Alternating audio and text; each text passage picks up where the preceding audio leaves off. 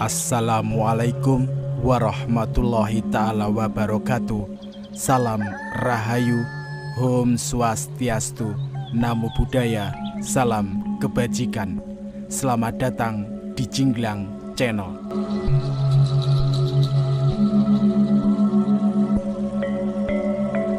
Senjata keris, yaitu senjata tikam buatan Nusantara ini, memang banyak jumlah dan namanya.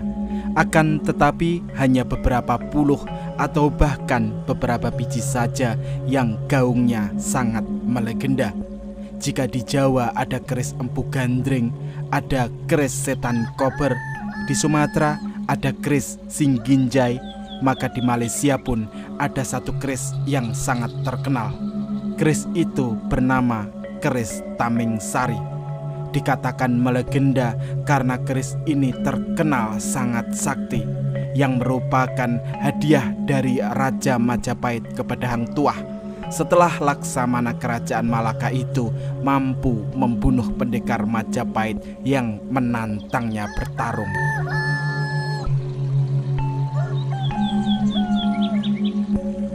Apabila keris Empu Gandring yang sangat terkenal itu menjadi tersohor di Kerajaan Singosari, atau bahkan keris Kiai Setan Kober yang sangat terkenal antara pertarungan Arya Penangsang dengan Danang Sutawijaya, maka inilah legenda asal-usul keris Tameng Sari.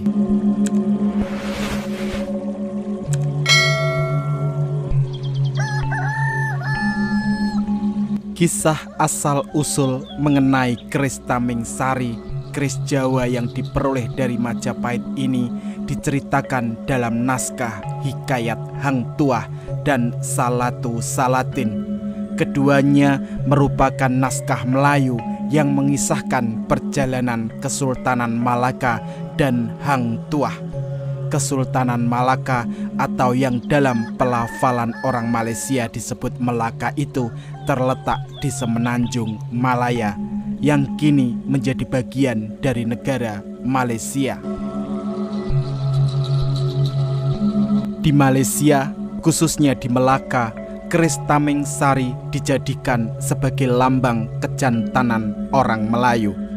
Dikatakan demikian karena keris itu diperoleh setelah pendekar Malaka mampu mengalahkan pendekar Majapahit. Peristiwa itu tentu bagi Malaka suatu kebanggaan, mengingat kala itu Majapahit merupakan kerajaan superpower di Asia, sehingga keris Tameng Sari ini terus-terusan dijadikan kebanggaan kebangsaan.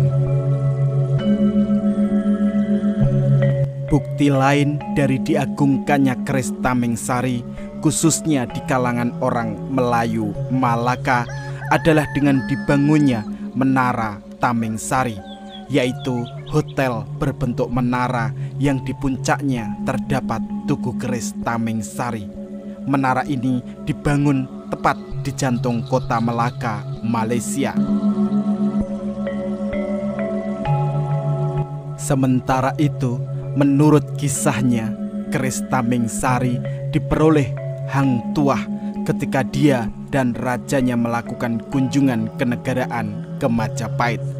Dalam kunjungan ini, seluruh pejabat kerajaan yang penting-penting, termasuk di dalamnya Hang Tuah, mengiringi rajanya ke Majapahit.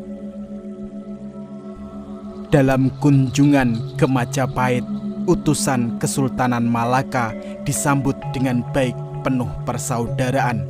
Akan tetapi rupanya guna mengecek seberapa jauh kehebatan orang-orang Malaka dalam ilmu silat, salah satu pendekar Majapahit yang bernama Taming Sari rupanya menantang orang Malaka untuk bertarung dengan menggunakan keris.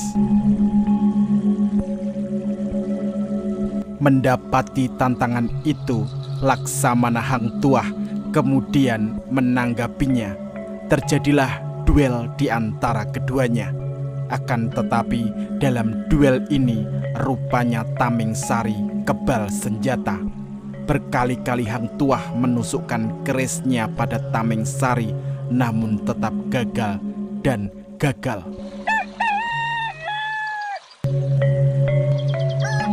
Merasa ada yang aneh dari Taming Sari, maka Hang Tuah pun kemudian merampas keris dari Taming Sari, kemudian menusukkannya.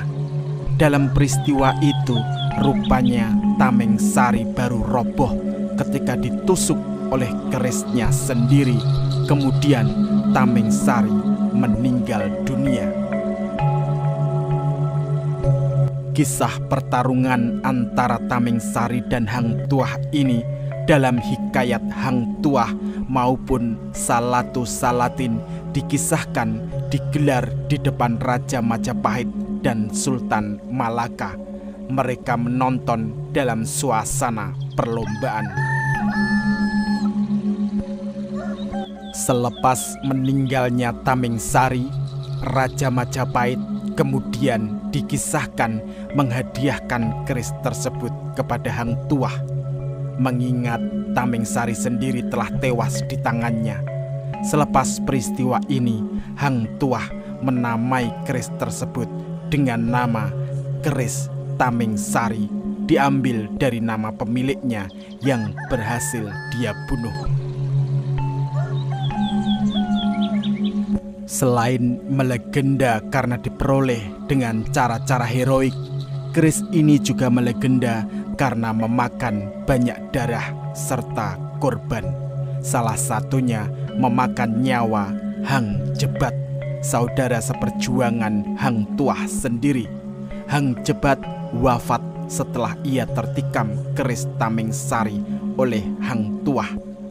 Selepas menghilangnya Hang Tuah dan runtuhnya Kesultanan Malaka akibat serbuan Portugis, keris ini tetap melegenda. Dikisahkan dari mulut ke mulut. Menurut kepercayaan, kini keris itu diwarisi oleh Kesultanan Perak, bahkan dijadikan sebagai senjata pusaka Kerajaan Perak.